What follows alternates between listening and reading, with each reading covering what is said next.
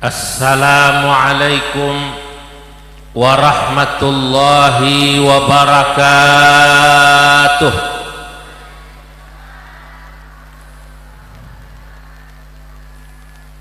Alhamdulillahilladzi idza arada bi'abdihi khairan yufaqqihhu fid din.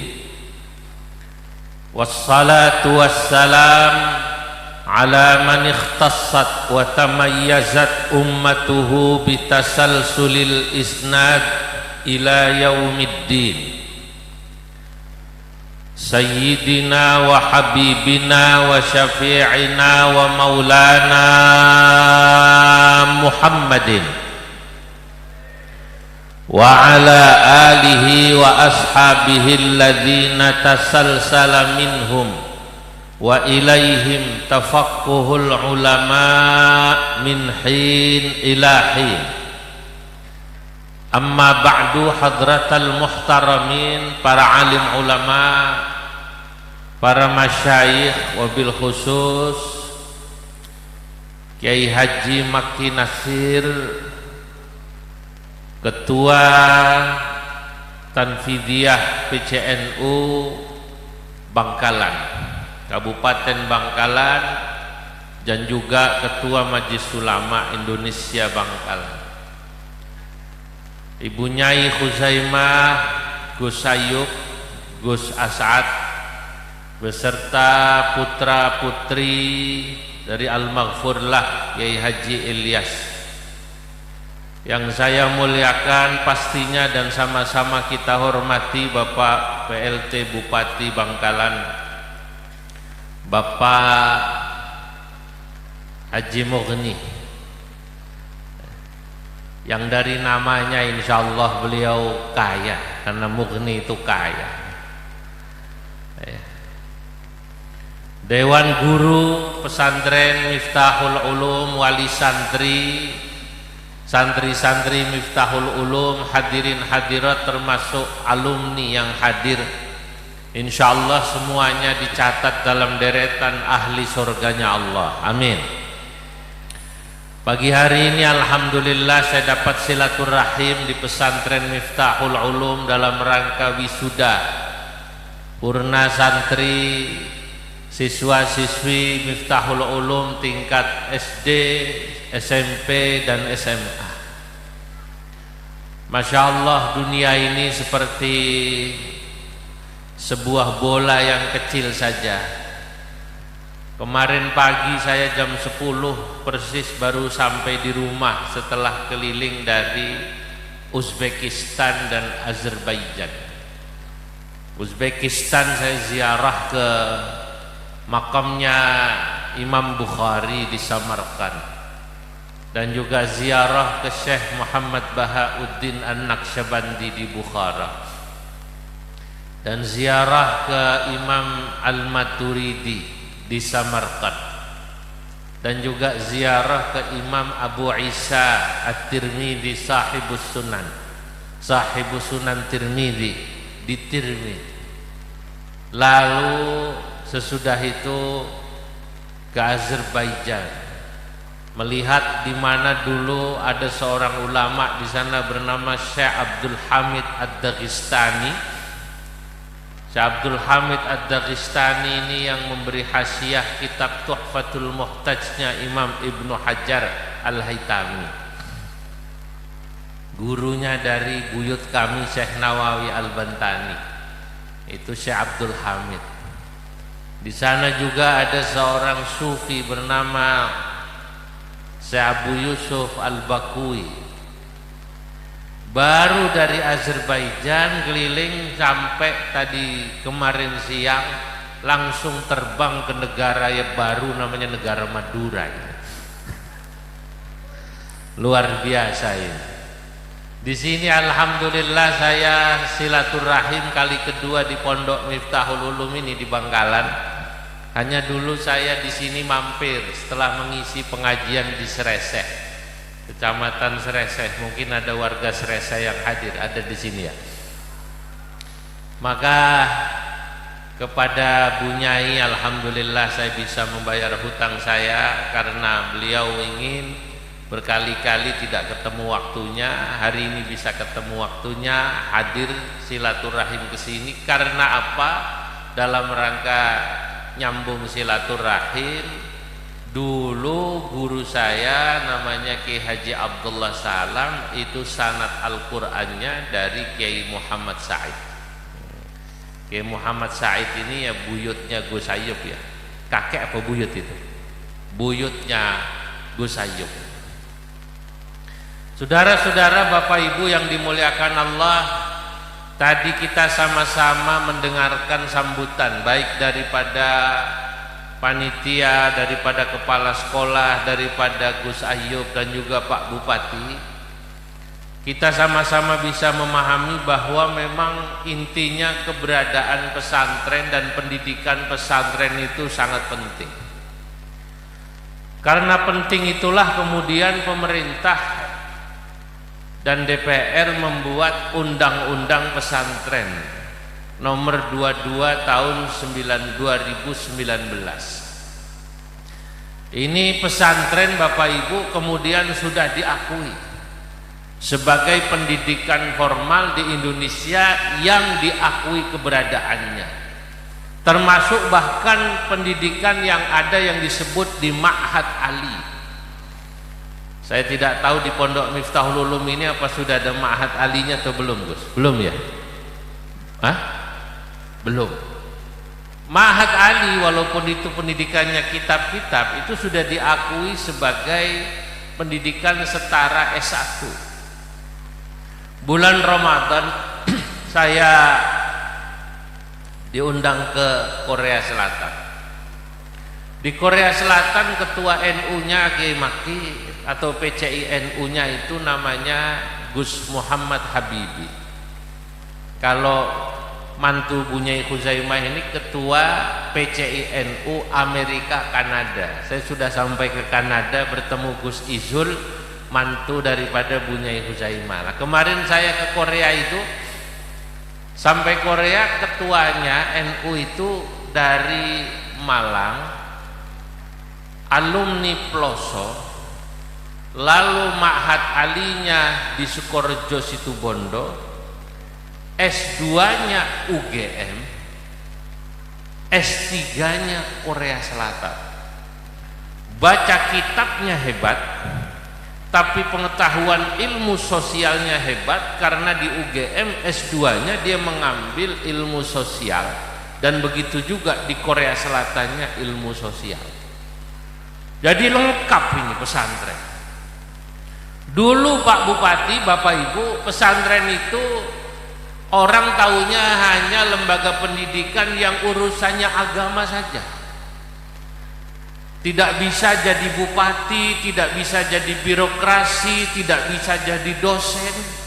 Intinya dulu orang menganggap yang namanya pesantren hanya lembaga pendidikan yang mengandalkan barokah saja, Jurusannya cuma satu, jurusan agama atau jurusan syai'un lillahi lahumul fatihah. Jadi dengan adanya undang-undang pesantren ini sesungguhnya merupakan hadiah bagi umat Islam, khususnya bagi pesantren, umumnya bagi kita warga Nahdlatul Ulama. Karena kita harus tahu bahwa Nahdlatul Ulama itu tidak bisa dipisahkan dengan pesantren. Saya menyebut bahwa pesantren itu dalam bahasa Arab saya mengungkap dengan sebutan surah musagharah min Nahdlatil Ulama. NU itu Bapak Ibu, maaf, pesantren itu Bapak Ibu adalah surah musagharah min Nahdlatil Ulama, miniatur, bentuk kecil, itu bahasa Arabnya surah musagharah, bentuk kecil dari Nahdlatul Ulama. Sementara NU adalah pesantren besar. Kalau Anda ingin melihat pesantren yang besar, lihatlah NU. Sebab yang namanya NU dari mulai tingkat ranting MWC, PC, wilayah sampai PBNU, pengurus besar NU itu pasti isinya adalah alumni pesantren. Baik itu yang jurusannya syai'ul lillahi lahumul fatihah. Syuriah itu kan rata-rata jurusannya jurusan apa? Syai'ul lillahi lahumul fatihah, yang alim-alim kitab, yang ahli hizib, ahli wirid, ahli doa, yang mujabud dakwah, maupun yang tanfidiyah dengan berbagai macam latar belakangnya. Itu rata-rata alumni pesantren. Termasuk yang saya ceritakan tadi itu, yang saya bertemu di Korea Selatan, atau saya bertemu di Amerika, mantu daripada Bu Nyai ini beliau semua putra kiai, alumni pesantren, tapi jurusannya hebat-hebat. Di Jepang dulu saya bertemu ketua PCI NU, ya alumni pesantren seperti alumni pesantren Miftahul Ulum ini, tamat aliyah. Waktu tamatnya masih begini dulu aliyah, wajahnya culun-culun. Tapi jangan menganggap culun sekarang, nanti mungkin begitu mereka sudah jadi doktor. Karena di Korea saya bertemu seorang perempuan santri seperti ini, sekarang sedang menempuh S3 di Korea, yang bekerja di lab memeriksa rumus-rumus yang kemudian diperiksa di lab itu dari Pamekasan. Ya awalnya ya alumni seperti ini, seperti santri Miftahul Ulum ini. Nah, di Jepang jurusannya nuklir, di Kanada jurusannya tambang. Ini alumni pesantren. Maka saya ingin menyampaikan pada kesempatan kali ini kepada bapak-bapak, ibu-ibu, menegaskan apa yang disampaikan Gus Ayub, menegaskan apa yang disampaikan Pak Bupati tadi. Jangan pernah ragu menitipkan anak di pesantren-pesantren kita, karena insya Allah lembaga pendidikan pesantren adalah lembaga pendidikan terbaik, saudara-saudara. Ya. Karena apa? Ada dua hal yang utama didapat di pesantren. Pertama, transfer ilmu. Kedua, transfer akhlak. Mungkin kalau transfer ilmu bisa didapat di sekolah lain, yang tadi disampaikan Pak Bupati. Di sekolah umum transfer ilmu dapat.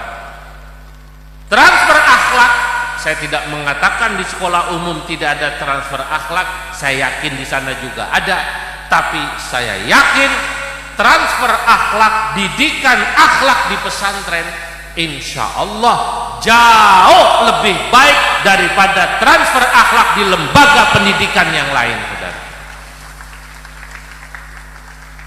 Disinilah para santri melihat bagaimana keikhlasan para guru-gurunya, melihat bagaimana istiqomah para guru-gurunya, melihat bagaimana kezuhudan para guru-gurunya. Itu di pesantren. Bapak Ibu, tadi Gus Ayub saya mendengar ketika sambil jalan, pesantren ini kalau dapat bantuan katanya membuat kamar mandi, mestinya dapatnya 10, jadinya bukan 7 tapi berapa? 30.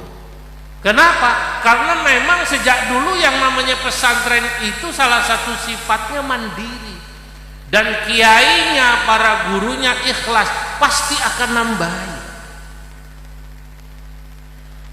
Karena pesantren di sini pasti ada ulamanya, dan ulama itu salah satu sifatnya himmatul ulama ar-riayah, adalah bagaimana mengemong umatnya. Coba lihat kiai-kiai itu. Tidak ada yang namanya kiai-kiai, bapak-bapak, ibu-ibu berpikir untung, itu tidak ada.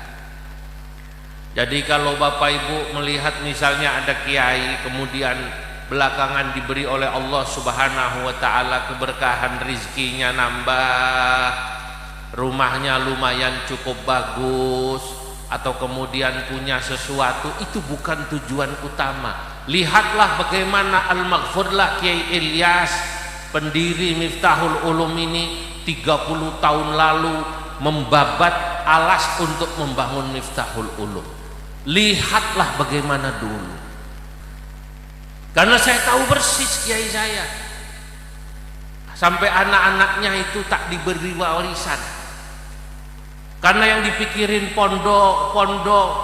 Kalau punya uang beli tanah bukan buat anaknya, tapi buat nambah lokal, buat nambah madrasah, karena santrinya nambah. Inilah kehebatan para ulama dulu.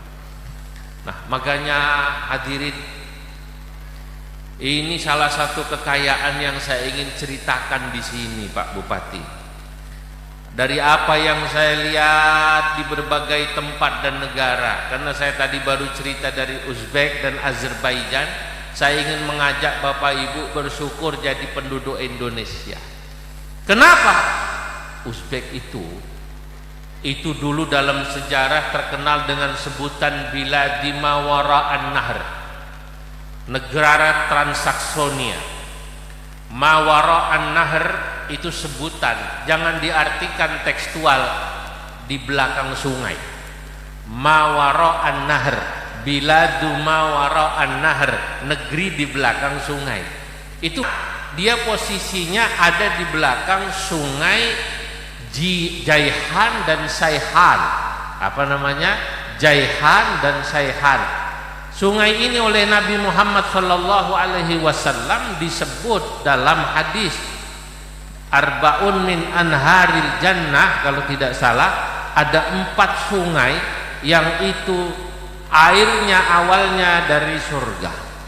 Sungai apa saja itu? Pertama An-Nil, dalam hadis sebut sungai Nil yang ada di Mesir. Yang pernah ke Mesir pernah melihat sungai Nil.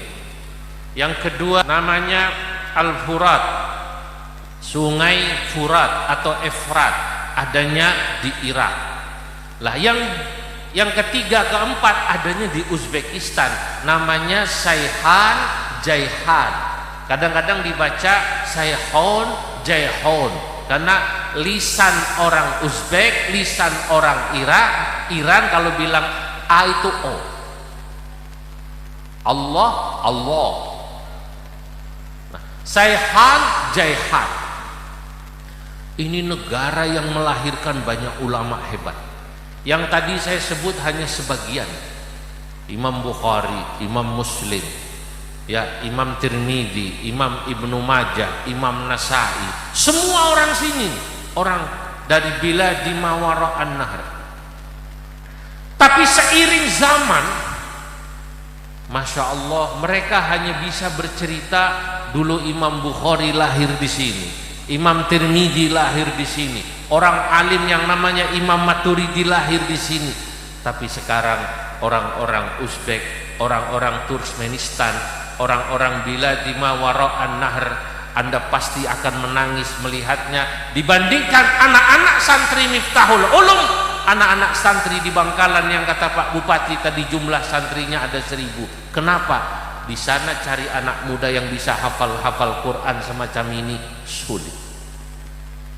Kalaupun ada sangat berat. Saya di makamnya Imam Bukhari, Bu Nyai, itu mereka baru membuat institut itu ya S1 lah, jamiah. Itu muridnya hanya 50, diambil dari 10 provinsi satu. Karena di tiap provinsi mencarinya juga tidak terlalu banyak. Dengan penduduk 35 juta, bandingkan dengan Bangkalan yang tadi kata Pak Bupati waktu saya bisik-bisik punya pesantren dari yang besar sampai yang kecil-kecil hampir 1000. Masya Allah. Pertanyaannya sekali lagi, kenapa bisa seperti ini? Bapak-bapak, ibu-ibu, karena di samping memang dulu Uzbekistan, Turkmenistan, Azerbaijan, Kirgistan, Kazakhstan dijajah oleh komunis Uni Soviet. Yang kedua, memang masyarakatnya sudah mulai tidak peduli dengan pendidikan agama anak-anaknya, tidak lagi menaruh anaknya di madrasah, tidak lagi menaruh anaknya di pesantren. Guide saya saat saya ke Uzbekistan jujur bilang begini, di negeri kami tidak ada madrasah, di negeri kami tidak ada pesantren. Kami belajar agama dari ibu-ibu bapak-bapak kami di rumah. Kalau ibu bapak kami mengajarkan agama, baru kami mengerti agama. Kalau bapak ibu kami tidak mengajarkan agama, maka kami tak bisa ngaji sama sekali. Maka ada anak muda itu yang menemani hanya bisa baca Fatihah, suratnya hanya kulhu. Bandingkan dengan sastri Miftahul Ulum, bapak ibu lihat, ini dari wajahnya walaupun culun-culun, alhamdulillah ini rata-rata Al-Quran di luar kepala semua. Ini di luar kepala semua ya nak. Di luar kepala itu artinya kepala di mana, Quran di mana. Alhamdulillah, ini yang mahal Pak. Nah, maka kalau ada katanya peribahasa kita suruh jalan untuk mengambil hikmah, nah itulah saya lakukan di situ.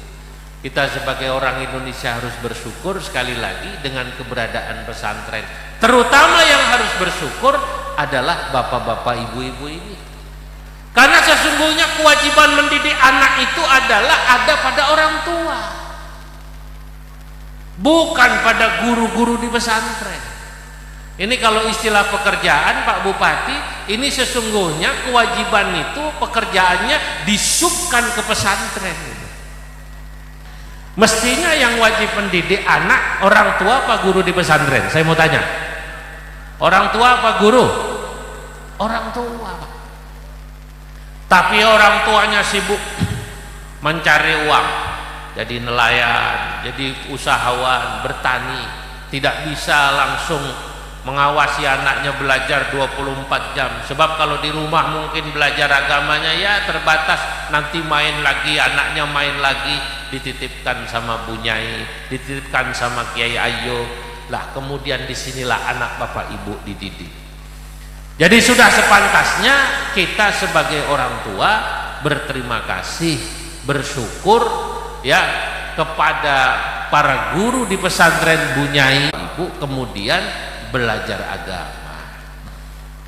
Hadirin yang dimuliakan Allah, apa sesungguhnya misi pesantren ini didirikan? Yang utama buat bapak-bapak ibu-ibu anaknya di sini, ternyata kalau saya lihat pesantren itu sejak dulu visi misinya didirikan oleh para ulama, terutama apalagi zaman sekarang, untuk 3 hal. Apa 3 hal ini?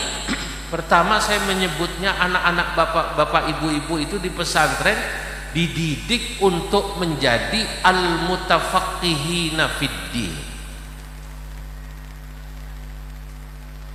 Nanti yang kedua saya menyebutnya untuk menjadi al-mu'ammirinal arda. Baru yang ketiga, anak bapak anak ibu ini dididik di pesantren di Miftahul Ulum ini untuk menjadi al-muhafidhina lil watan. Nah, 3 hal ini saya ingin sampaikan pada pagi hari ini. Anak kita bapak ibu di pesantren itu, yang pertama, kenapa pesantren didirikan? Rupanya para ulama itu dulu Pak Bupati berpikir bagaimana apa yang terjadi di Uzbekistan, di Azerbaijan, di mana mohon maaf masjid sudah mulai kosong, orang sudah mulai tidak mengerti cara sholat. Jangankan yang berat-berat, kalau santri sini saya yakin begitu diceritakan sifat 20 mereka langsung nyaut. Di sana belum tentu mereka hafal sifat 20. Sekarang kalau anak bapak ibu ini yang terutama aliyah sanawiyah, coba kita tes sifat 20. Allah wujud,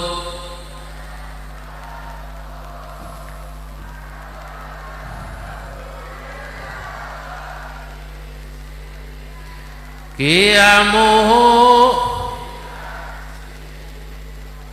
wahdaniyah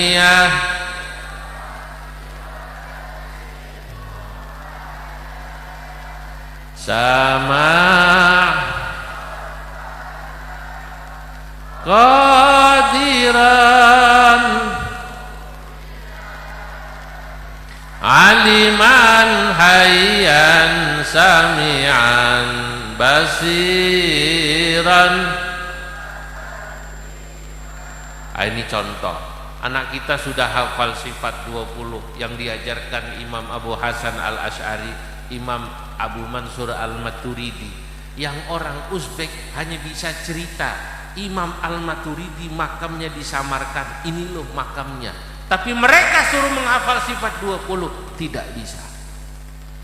Orang Bangkalan baru dengar namanya Imam Al-Maturidi. Orang Bangkalan hanya dengar namanya Imam Abul Hasan Al-Asy'ari yang mengajarkan tauhidnya Ahlus Sunnah wal Jamaah. Tapi anak-anak kita hafal sifat 20. Kira-kira kita bangga apa tidak? Bangga apa tidak? Lah, orang sana cuma bangga punya makamnya di sini, tapi tidak hafal ajarannya. Mereka ini yang tadi menghafalkan sifat 20, menghafalkan juga fikih, menghafalkan dan belajar kitab-kitab lain, inilah calon-calon al-mutafaqqihina fiddin, orang yang insya Allah menjadi paham agama.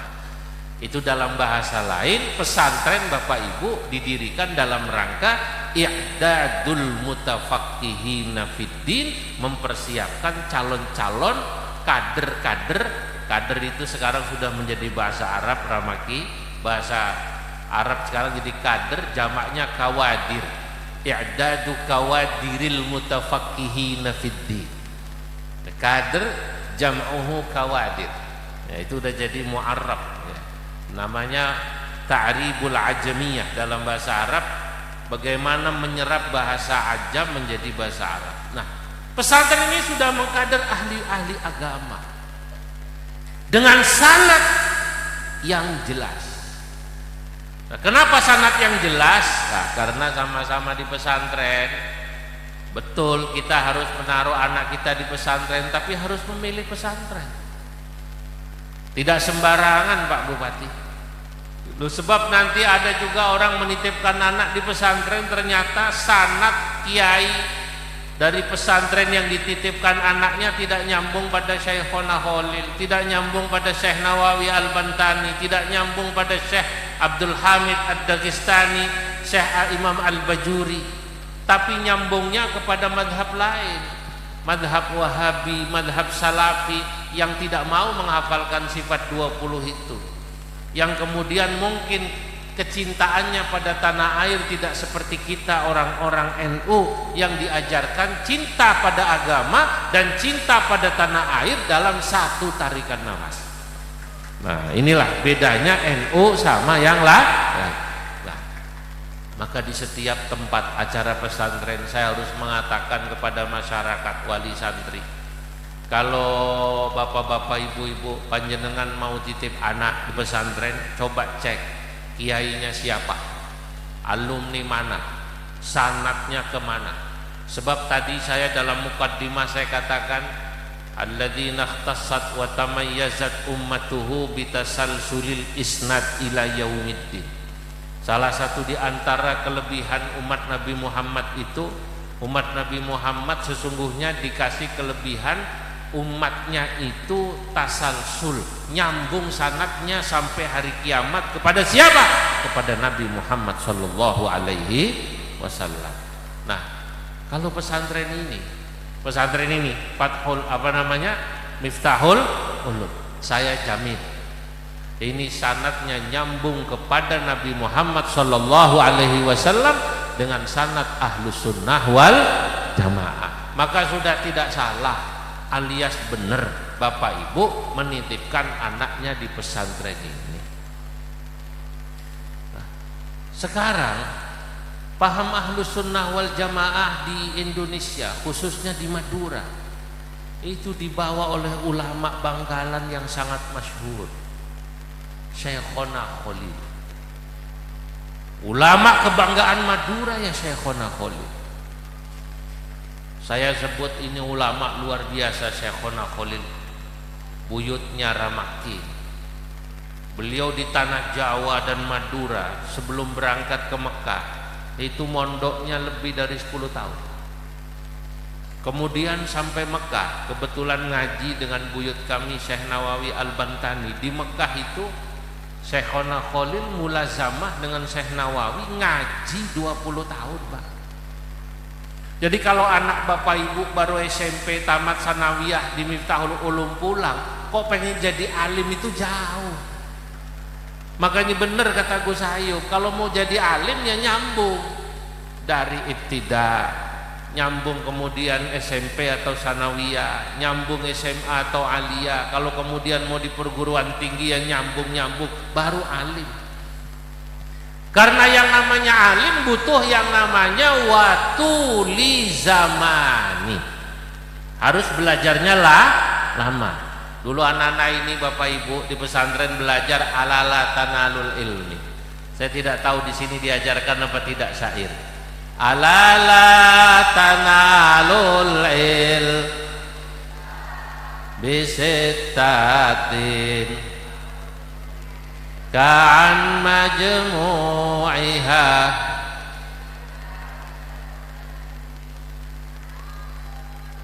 wa hirsin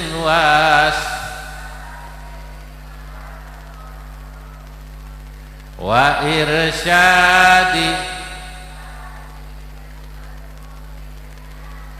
wa tuli zaman. Orang kalau mau mendapatkan ilmu, kata syair yang ada dalam kitab Ta'limu Ta'alim ini, salah satunya selain ada kecerdasan, kesemangat mencari ilmu, irsyadi ustadzin, ada guru yang terus membimbing, selebihnya watuli zamani, dan juga dia harus lama. Buktinya siapa? Syekhona Khalil Bangkalan. Masya Allah, saya baca kitab-kitab sejarah, yang kemudian kitab sejarah itu saya rangkum dalam kitab yang saya tulis untuk mengenang ulama-ulama Indonesia. Saya tulis secara khusus Syekhona Khalil Bangkalan dalam kitab Tuhfatul Qasi Waddani fi tarjamati Syekh Muhammad Nawawi Al-Bantani, atau kalau Anda mau boleh juga disebut namanya Tuhfatul Qarib wal Ba'id fi tarjamati sahibi Murah Labid. Di sini saya jelaskan bahwa yang namanya Syekhona Khalil, ulama kebanggaan Madura, Bangkalan di sini, itu salah satu ulama hebat terbesar yang ada di tanah Jawa, yang dulu ngajinya lama di Mekah dengan kakek buyut kami Syekh Nawawi Al-Bantani. Sampai-sampai Syekhona Khalil Bangkalan itu juga yang mengusulkan kepada Syekh Nawawi Al-Bantani agar Syekh Nawawi mengarang kitab tafsir yang sekarang dikenal dengan sebutan Tafsir Munir atau Murah Labid. Karena ketika Habib Salim Jindan, kakeknya Habib Jindan sekarang yang ada di Jakarta itu, ngaji dengan Syekhona Khalil di Bangkalan. Syekhona Khalil sudah sepuh. Dalam kitabnya saya baca, Habib Salim bin Jindan bertanya pada Syekhona Khalil Bangkalan, "Wahai Syekhona Khalil Bangkalan, ini Syekh Nawawi Al-Bantani ma'a fasahatihi wa balaghatihi, padahal beliau sangat alim, sangat fasih, sangat balik, bahasa Arabnya hebat, sama kitabahu bismin gharib. Kenapa memberi nama kitabnya dengan nama yang aneh, yang unik? Nama kitabnya Murah Labid. Murah Labid itu bunyai kalau diterjemahkan sekarang itu ya rest area. Loh, kitab kok namanya rest area.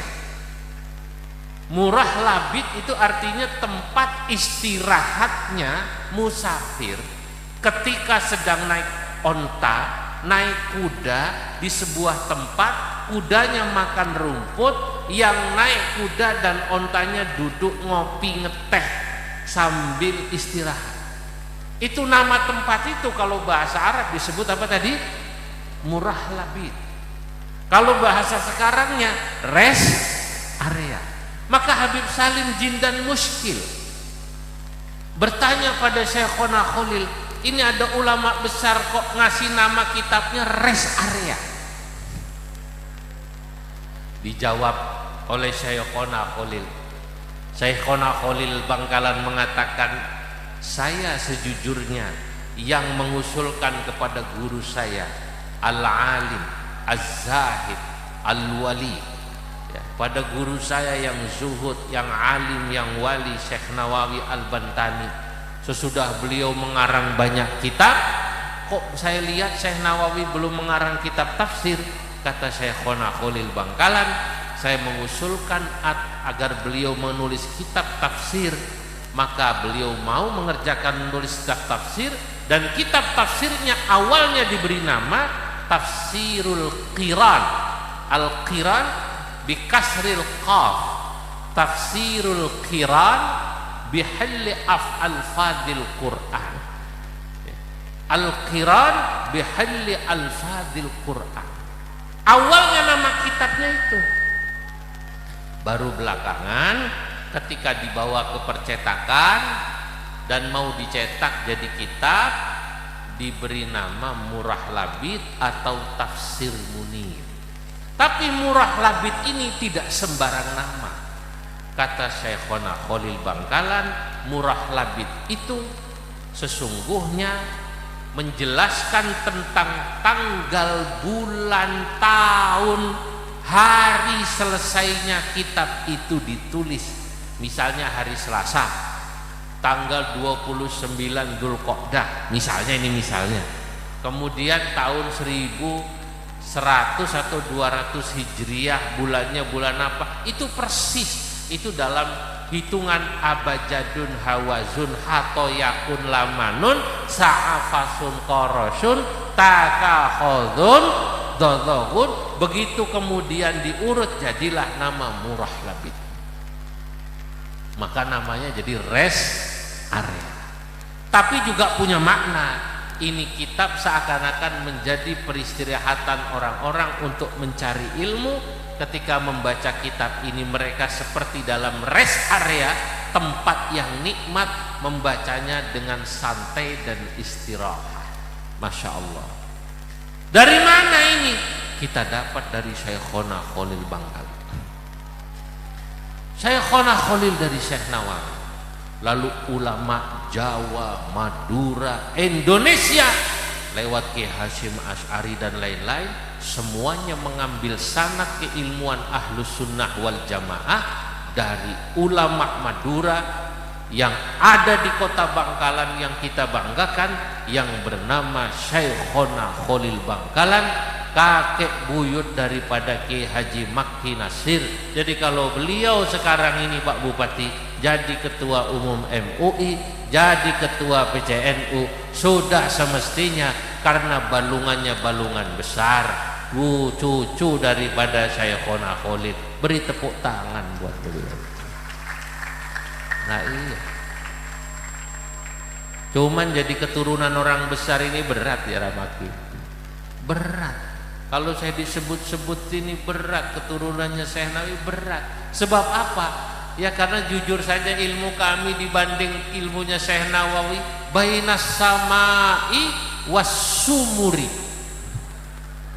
antara langit dan sumur. Kalau ardi masih lumayan, as-sumur lebih dalam. Wah kalau Syekhona Khalil, kalau Syekh Nawawi alamah, sangat alim. Syekh Nawawi kitab karangannya aktsar min mi'ati kutub, lebih dari 100 kitab. Syekhona Khalil mungkin sekarang ini sudah ditemukan banyak makhtutotnya, lebih dari 10 atau 20, saya tidak hafal. Beliau bahasa Arabnya jangan tanya. Kalau sudah bisa ngarang kitab Pak Bupati, itu berarti bahasa Arabnya top. Kalau baru sanawiyah tamat, jangan bangga dulu. Sanawiyah tamat, jangan bangga dulu. Apalagi baru aliyah juga, jangan bangga dulu. Karena apa? Mungkin bahasa Arab baru kolil. Baru apa namanya? Kolil. Itu pun begitu ditanya, ila aina antum, torik. Lo jalan-jalan kok torik, Pak. Nah, orang Indonesia ini kan bahasa Arabnya baru segitu kalau levelnya baru aliyah. Pergi haji saja ke sana kesasar bingung mau balik ke hotel. Dia tanya nama hotel bingung, jalan bingung, akhirnya nanya pada askar Satpol PP di sana. Wan, ihdinas siratal mustaqim. Ihdinas siratal mustaqim maksudnya tunjukkan saya jalan kembali ke rumah. Kata askarnya, "Fen yakni siratal mustaqim, fen? Mana ada di sini nama-nama siratal mustaqim?" Dijawab kata dia, "Siratal ladzina an'amta 'alaihim ghairil maghdubi 'alaihim waladdallin." Akhirnya askarnya Satpol PP-nya nyaut, "Amin." Kalau baru segini jangan bangga dulu. Maka kata Gus Hayur tadi, lanjutkan.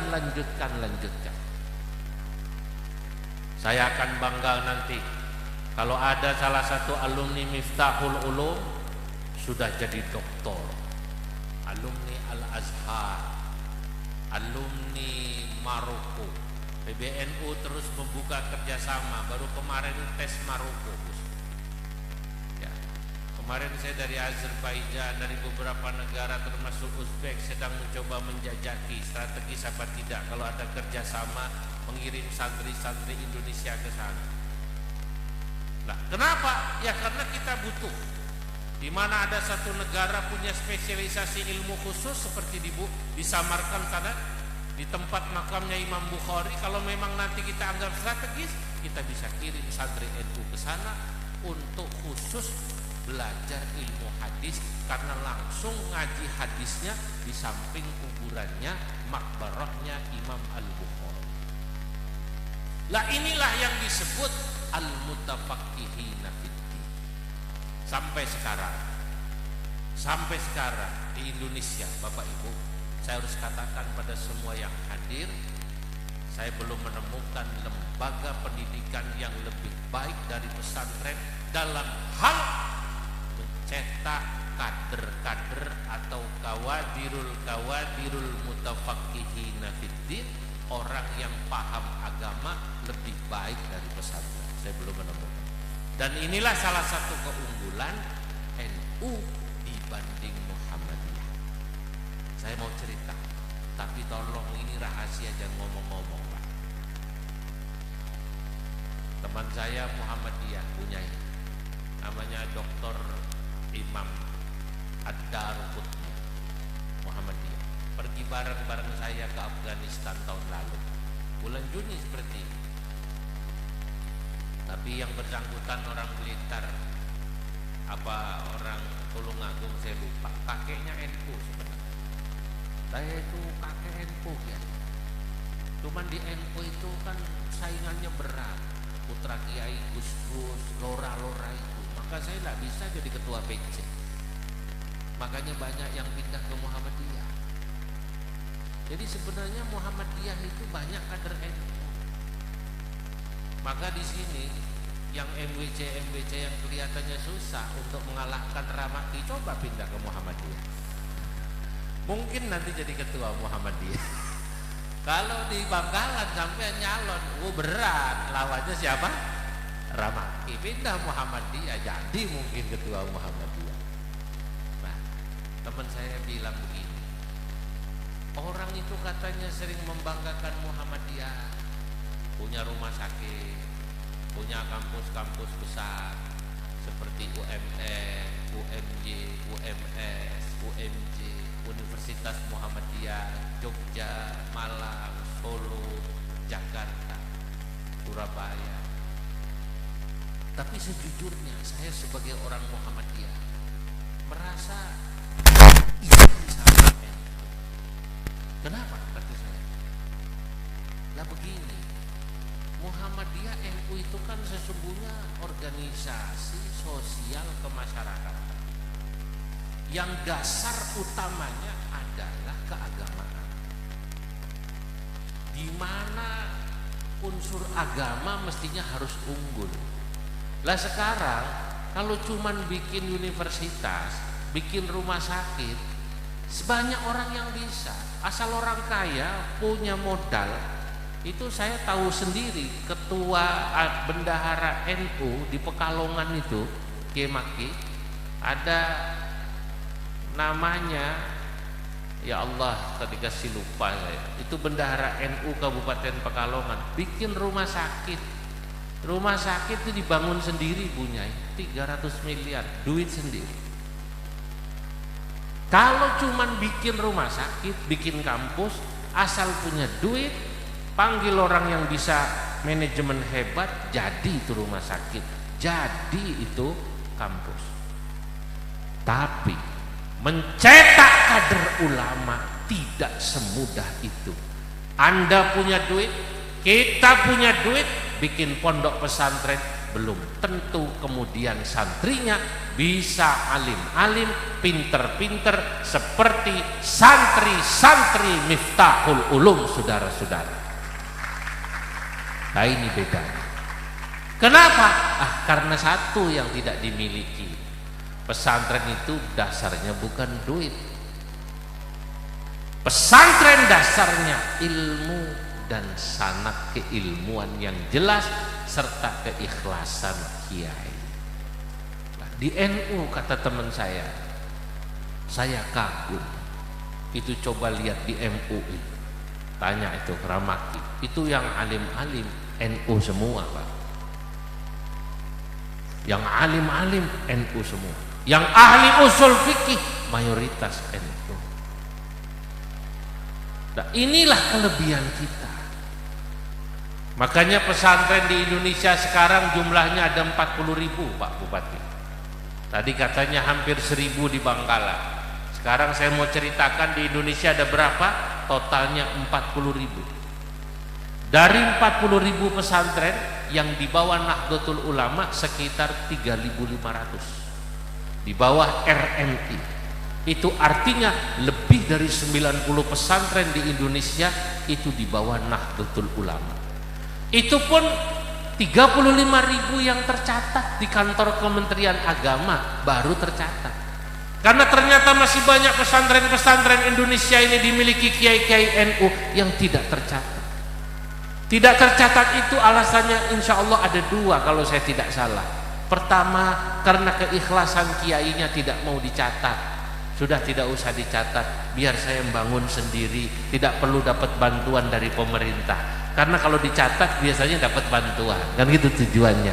Walaupun kadang-kadang ternyata ada juga pondok pesantren fiktif yang hanya dicatat dapat bantuan hibah, tidak ada santrinya. Ini ada loh. Beda dengan Miftahul Ulum. Miftahul Ulum santrinya jelas, dapat bantuan 10 kamar mandi jadinya 30, alhamdulillah. Dapat bantuan 10 kelas jadinya 15 kelas. Itu yang lain fiktif ada. Lah banyak kiai-kiai kita yang ikhlas-ikhlas tidak mau dicatat itu pesantrennya. Ada juga yang kedua punyai, ada kiai yang tidak mau mencatat pesantrennya, itu ternyata pesantren cabang Ramaki, punya cabang 1, cabang 2, tidak dicatat. Kenapa? Karena kalau dicatat ketahuan bini tua karena kiainya punya cabang di situ. Ini katanya begitu. Saya tidak tahu apakah Ramaki ini termasuk yang tidak dicatat di pesantren. Saudara-saudara, Bapak Ibu yang dimuliakan Allah. Jadi ini sesungguhnya yang diirikan saudara tua kita Muhammadiyah dari NU adalah bagaimana i'dadul mutafaqihina fiddin di NU itu berkelanjutan dan berkesinambungan. Karena apa? Sanad keilmuannya terjaga. Ditanya Gusnya, alumni mana Gus? Pelosok, Lirboyo, Sidogiri. Alumni mana Gus? Sarang. Alumni mana Gus? Sukorjo. Alumni mana? Syekhona Khalil. Nanti kemudian membangun pondok seperti pondok kita ini. Miftahul Ulum sanadnya jelas dari Sidogiri, betul ya? Terus nyambung, maka insya Allah tasalsala minhum wa ilaihim tafaqquhul ulama min hin ilahi.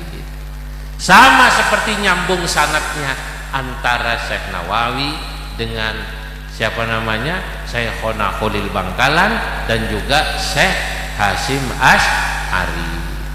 Maka itu saya katakan dalam kitab saya, Syekhona Khalil muridnya Syekh Nawawi. Ya, saya katakan Fattarmasi wal Khalilu dzul athar wa Asnawi man bihi jullu atabar. Di antara muridnya Syekh Nawawi Al-Bantani adalah Fattarmasi, ada yang bernama Syekh Mahfud Termas, wal Khalilu dan Syekhona Khalil dzul athari yang memiliki banyak kitab karangan, ya, wa Asnawi dan Syekh Asnawi mambihi jullu tabar yang dikenal oleh masyarakat sebagai ulama besar. Siapa Syekh Nawawi, Syekh Asnawi? Syekh Asnawi saya katakan min kudusin tsummal caringinal batal Abdul Qadir man lahu durrun waqal. Mereka adalah berasal dari Kudus, Syekh Asnawi Kudus, tsummal caringina, kemudian ada namanya Syekh Asnawi dari Caringin, al-batal, keduanya adalah pahlawan. Itu muridnya Syekh Nawawi semua pahlawan karena pernah dipenjara sama Belanda, termasuk Syekhona Khalil, karena pulang pasti melawan Belanda. Itu semua pernah dipenjara. Syekh Mahfud tidak dipenjara karena tinggalnya di Mekah. Nah, saudara-saudara, sanad inilah yang harus kita jaga. Yang kedua, santri-santri ini, Bapak Ibu, di pesantren oleh para ulama kita dipersiapkan untuk apa? I'dadul mu'ammirinal arda. Selain dipersiapkan untuk menjadi orang yang paham agama, santri ini memang dipersiapkan oleh para ulama untuk menjadi orang yang sanggup memakmurkan bumi, menjadi profesi apa saja.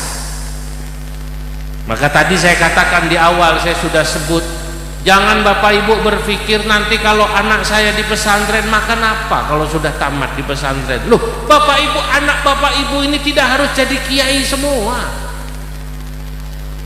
Malah saya katakan kalau santri harus jadi kiai semua, malah nanti repot, Pak.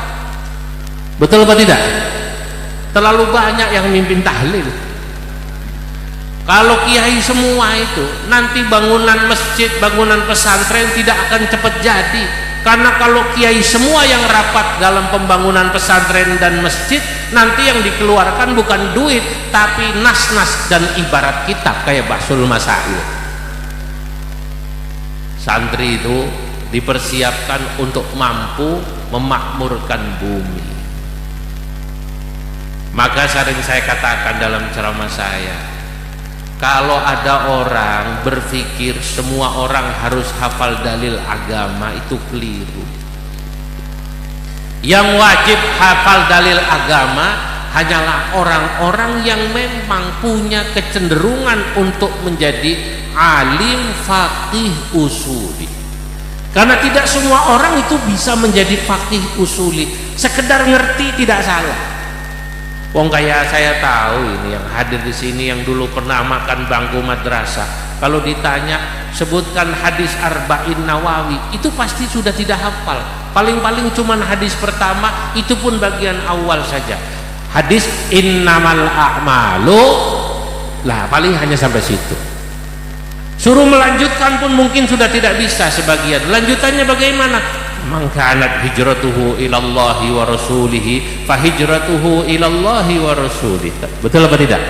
Wa man kanat hijratuhu lidunya aw imra'atin yusibuha fa hijratuhu ila ma hajara ilaiha. Mungkin tidak hafal sampai belakang. Saya cuma ingat pernah ngaji Arba'in Nawawi, apa? Innamal a'malu binniyat. Tidak apa-apa, yang penting pernah ngaji. Loh, kenapa tidak hafal? Sebab dulu saya sesudah tamat SMA aliyah di pesantren, daftar Pak jadi bintara, tentara saya Pak. Apakah banyak santri-santri pesantren jadi tentara? Banyak. Saya bertemu santri Sukorejo sudah jadi kolonel. Yang kalau Kiai Afifuddin Muhajir ke Jakarta, beliau menemani Kiai kolonel. Kalau ketemu saya cium tangan. Saya bertemu bahkan juga alumni pesantren, sesudah itu kuliah ya di UIN dulu, belum UIN, sekarang menjadi Kapolda. Kalau ketemu cium tangan sama GNU Pak Bupati, namanya Kapolda Jawa Tengah Pak Lutfi.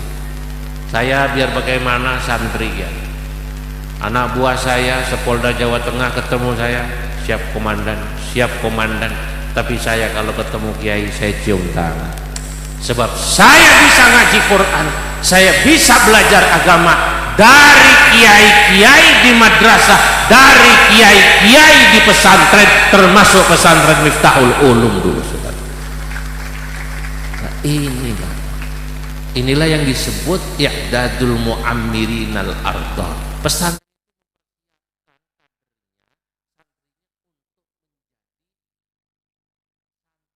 siap pakai di seluruh Indonesia.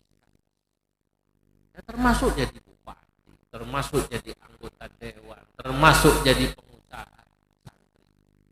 Santri harus siap untuk mengisi ruang-ruang itu. Hadirin, ini saya ceritakan supaya anak-anak ini punya pikiran bahwa mereka punya mimpi. Oh, santri itu bisa jadi apa saja. Oh ya bisa, nah. Karena pesantren itu pernah melahirkan presiden di Indonesia. Saya mau tanya, tahu apa tidak pesantren itu pernah melahirkan presiden? Atau kalau dibalik pertanyaan anak-anak, tahu apa tidak pesantren apa presiden yang alumni pesantren? Tahu apa tidak? Siapa namanya? Kiai Haji Abdurrahman. Sekarang saya mau tanya, ada apa tidak wakil presiden yang juga alumni pesantren? Siapa namanya? Kiai Haji Ma'ruf Amin. Sebelumnya Pak Hamzah Has, itu alumni pesantren dari Ketapang, Kalimantan Barat. Kalimantan Barat sana saya kemarin sebelum terbang ke Uzbek, saya baru keliling Kalimantan Barat, Ketapang, Pontianak, Masya Allah, isinya Madura swasta semua. Isinya apa namanya? Madura swasta semua, karena kelahiran sana. Tapi sudah buyutnya lahir di sana, neneknya lahir di sana, tapi masih bisa bahasa Madura. Ya Allah, jadi banyak. Yang jadi wapres 2, yang jadi presiden 1, itu pesantren dan itu NU. Yang jadi menteri tidak terhitung. Yang jadi gubernur tidak terhitung. Yang jadi anggota DPR RI, DPRD tidak terhitung. Yang jadi birokrat tidak terhitung. Yang jadi pengusaha tidak terhitung. Intinya pesantren mempersiapkan kader-kader yang siap pakai. Makanya sampai di sini Bapak Ibu tidak perlu ragu menitipkan anaknya di pesantren. Siap? Setuju? Deal? Nah, itu yang penting. Yang ketiga, ini yang terakhir. Pesantren mempersiapkan i'dadul muhafidina lil watan. Selalu menyiapkan, mempersiapkan kader-kader yang siap untuk menjaga dan membela tanah air. Karena apa? Karena santri-santri ini sejak awal diajarkan oleh para kiai dan bunyainya untuk cinta pada tanah air. Makanya pesantren kalau lihat kiainya begitu cinta sama NU, jangan heran, Pak. Kenapa? Ya karena NU mengajarkan kepada warganya hubbul watan minal iman. Saya pikir Pak Bupati, sependek atau boleh dibilang sepanjang juga lah, sepanjang saya hidup ini, saya kemudian bergaul dengan banyak organisasi Islam, bahkan juga organisasi non-Islam. Setahu saya organisasi yang selalu menyanyikan lagu Indonesia Raya dalam acara-acaranya resmi itu NU. Saya nggak perlu nyebut organisasi Islam yang lain atau apalagi organisasi non muslim yang lain. Yang saya tahu setiap saya keliling kumpul itu setiap ada acara resmi yang pasti nyanyi lagu Indonesia Raya, dibarengi dengannya lagu Ya Lal Waton itu hanya NU. Ini luar biasa loh. Kalau di Amerika, kecintaan pada tanah air itu ditanamkan oleh Amerika lewat film-film. Coba lihat itu film-film di Amerika, ya kan? Dari mulai Batman, Spiderman, itu pasti itu ada lambang-lambang bendera Amerika. Karena memang Amerika itu pintar sekali, dia menanamkan nasionalisme lewat film-film pada anak-anaknya dari mulai kecil sampai dewasa. Itu yang saya pelajari, cara menanamkan nasionalisme. Tapi NU, tapi pesantren menanamkan nasionalisme dari mulai pesantren. Mereka diajarkan bahwa kita ini alhamdulillah di Indonesia bisa belajar dengan tenang, bisa cari ilmu dengan tenang, orang tua kita bisa mencari rezeki dengan tenang, karena alhamdulillah Indonesia aman. Kalau Indonesia tidak aman, Indonesia ribut, Indonesia rusuh, Indonesia perang seperti di Yaman, seperti di Syria, seperti di Irak, mungkin kita tidak pernah melihat anak kita bisa diwisuda dengan seperti ini indahnya. Oleh karenanya kita harus bersyukur kepada Allah Subhanahu wa taala karena Indonesia dikasih aman. Betul apa tidak? Nah itu makanya kita selalu menyanyikan Ya Lal Waton, Ya Lal Waton, Ya Lal Waton minal iman takun minal hirman ahlal waton ya lal watan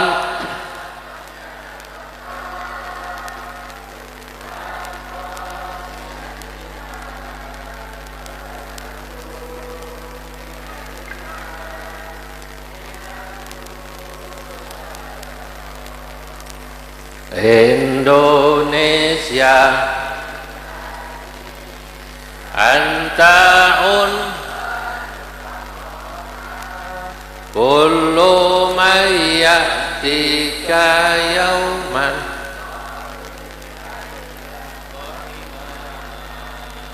kullu mayyatika yauman.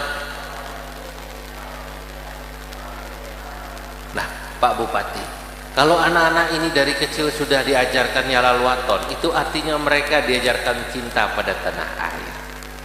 Mereka bukan saja siap membela negara, Bapak TNI Polri ketika dibutuhkan, tapi apa yang perlu diberikan pada negara termasuk bayar pajak, insya Allah warga NU tetap membayar pajak dengan baik dan tetap akan mengontrol penggunaannya. Selama pemerintahnya baik, insya Allah warga NU akan taat pada negara kesatuan Republik Indonesia. Ini yang paling penting. Jadi kalau kemudian negara supportnya pada NU besar, itu normal. Kenapa? Karena memang warga NU ini terbanyak, terbesar di Indonesia. Survei terakhir yang dilakukan oleh Al-Farah, sebuah lembaga survei, alhamdulillah Indonesia ini mayoritas muslim, Bapak Ibu. Dari 280 juta muslim di Indonesia sekarang kurang lebih 240 juta. Dari 240 juta muslim di Indonesia, ternyata NU sekarang berjumlah kurang lebih 150 juta. Dari 150 juta warga NU, mayoritas ada di Jawa Timur. Dari Jawa Timur mayoritas ternyata terbesar adanya di Bangkalan. Jadi nanti kalau di surga mayoritas isinya orang Madura, jangan heran. Kalau di surga mayoritas orang Bangkalan, jangan heran. Kenapa? Karena mayoritas penduduk muslim terbesar adanya di Indonesia. Indonesia mayoritas NU, NU mayoritas Jawa Timur, Jawa Timur mayoritas di mana? Di Bangkalan. Jadi nanti di surga katanya bahasanya selain Arab bahasa Madura. Begitu dipersilakan masuk sama malaikat, masuk surga, Salamun alaikum tibtum fadkhuluha khalidin. Lalu kemudian ada yang mempersilahkan pakai bahasa Madura, ngiri. Nah, dan alhamdulillah sampai sekarang Madura masih terjaga, Bangkalan masih terjaga kemurnian ajaran Ahlus Sunnah wal Jamaah yang dibawa oleh para muassis, dibawa oleh para masyayikh. Moga-moga insya Allah selama kita terus masih menceritakan orang-orang tua kita, tapi juga tidak sekedar menceritakan, kita mempertahankan ajaran orang-orang tua kita dengan keberadaan lembaga pendidikan ini, insya Allah yang terjadi di Uzbekistan, terjadi di Azerbaijan, terjadi di Kazakhstan, yang terjadi di Kyrgyzstan tidak akan terjadi di Indonesia. Kenapa? Karena keberadaan lembaga pendidikan semacam pondok pesantren masih terus kita jaga dan kita rawat insya Allah ila yaumil qiyamah. Amin ya rabbal alamin. Sekian dari saya, mohon maaf atas segala kekurangan kepada para masyayikh, kepada Bu Nyai, Gus Ayub, yang Gus As'ad. Sesungguhnya saya masih jet lag ini Pak Bupati, ya kembali masih karena perbedaan waktu yang cukup panjang, masih capek, masih ngantuk. Alhamdulillah sampai di sini bisa bertemu para santri yang membanggakan saya. Saya doakan insya Allah nanti salah satu santri Miftahul Ulum ada yang menjadi ilmuwan terkenal, ada yang menjadi menteri, ada yang menjadi birokrat yang hebat, ada menjadi pengusaha sukses, termasuk menjadi ulama-ulama besar yang membanggakan para kiai dan masyayikhnya di sini, dan juga mengharumkan nama kota Bangkalan khususnya, dan juga Jawa Timur umumnya atau Indonesia secara umum. Wallahul muwaffiq ila aqwamit thariq. Assalamualaikum warahmatullahi wabarakatuh. Ramaki saja, doanya ramaki saja, jangan